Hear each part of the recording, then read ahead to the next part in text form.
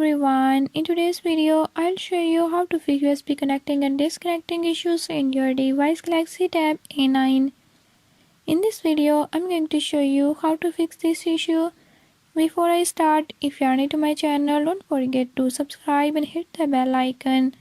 Watch complete video and learn how you can do it. Let's watch the video.